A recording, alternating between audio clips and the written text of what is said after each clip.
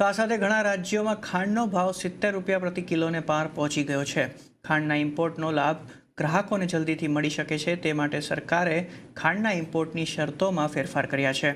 આ અંગે વધુ માહિતી આપવા માટે સહયોગી નીરજ કંસારા આપણી સાથે જોડાઈ ગયા છે। નીરજ, ખાસ કરીને સરકારે ખાંડના ઇમ્પોર્ટની શરતોમાં શું ફેરફાર કર્યા છે?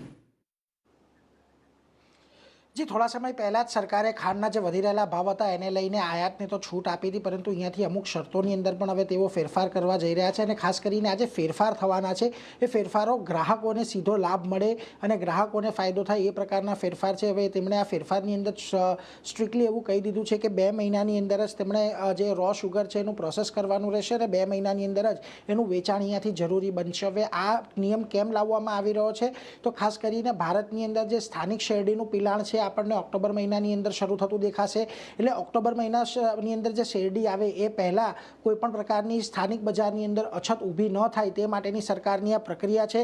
અને એટલા માટે જ જે 1 મિલિયન ટન શુગરની જે ઇમ્પોર્ટને મંજૂરી આપવામાં આવી છે એ મંજૂરી મળ્યા બાદ ખાસ કરીને અહીંથી આપણને આ જથ્થો જે છે તે માર્કેટમાં આવતો દેખાશે। ને અત્યારે જે ઘણા બધા રાજ્યોની અંદર આપણને ભાવ 70 રૂપિયા અને ક્યાંક ક્યાંક તો 80 રૂપિયાના પણ કિલોએ પહોંચતા જોવા મળ્યા છે। એ કદાચ આપણને થોડાક અહીંયાથી ઓછા થતા દેખાય। એટલે ખાસ કરીને ગ્રાહકોને આજે આયાત વધુ કરવામાં આવી રહી છે એનો સીધો ફાયદો મળે એ માટે આ શરતોની અંદર ફેરફાર કરવામાં આવ્યા છે।